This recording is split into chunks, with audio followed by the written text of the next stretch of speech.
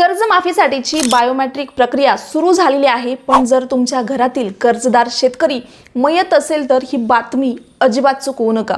कारण आता वारसाची नोंद केली नाही तर पुढे बायोमेट्रिक कोणाचं होणार, कर्जमाफीचा लाभ कुणाला मिळणार, कोणती कागदपत्रे लागणार, बँकेत नेमकं काय करायचंय, आज ही सगळी माहिती मी अगदी सोप्या भाषेमध्ये तुम्हाला देणार आहे। त्यामुळे हा व्हिडिओ तुम्हाला अजिबात स्किप करायचा नाहीये आणि चॅनलवरती नवीन असाल तर पटकन चॅनलला सबस्क्राइब देखील करायचं आहे।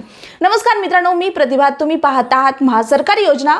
25 फेब्रुवारी 2026 रोजी झालेल्या बैठकीत महत्त्वाचा निर्णय घेण्यात आला। त्यामध्ये स्पष्ट सांगण्यात आलेलं आहे की मयत कर्जदाराच्या वारसाची नोंद करण्यासाठी आता शाखा तपासनीस अधिकाऱ्यांनाच अधिकार देण्यात आलेले आहेत। यासाठी मुख्यालयाची किंवा वरिष्ठ अधिकाऱ्याची परवानगी त्या ठिकाणी घेण्याची गरज नाही, म्हणजे आता तुमच्या बँकेच्या शाखेमधूनच ही प्रक्रिया पूर्ण होऊ शकते।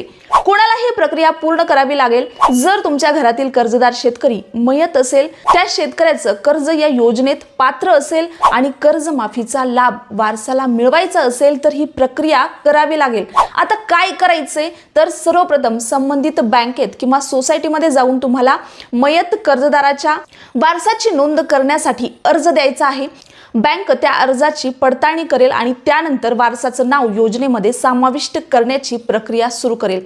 आता कोणती कागदपत्रे लागणार हा सर्वात महत्त्वाचा भाग आहे, कारण कागदपत्र पूर्ण नसतील तर प्रक्रिया पूर्ण होणार नाही। त्यामुळे नीट ऐका, वारसाचा अर्ज, बँकेने दिलेल्या नमुन्यातील अर्ज भरावा लागणार आहे, संस्थेचा ठराव, संबंधित संस्थेचा किंवा सोसायटीचा ठराव जोडावा लागेल, मृत्यूचा दाखला, ते जे मयत कर्जदार आहेत त्यांच्या मृत्यूचा दाखला आवश्यक आहे। हा दाखला तुम्हाला ग्रामपंचायत, नगरपालिका, महानगरपालिका किंवा शासकीय वैद्यकीय अधिकाऱ्यांनी दिलेला असलेला जो दाखला आहे तो तुम्हाला तिथं लागणार आहे। यानंतर तुम्हाला वारस किंवा कुटुंब प्रमाणपत्र, हे प्रमाणपत्र ग्रामसेवक, सरपंच, तहसीलदार, नगरसेवक, विशेष कार्यकारी दंडाधिकारी किंवा सक्षम अधिकाऱ्यानं दिलेलं असावं।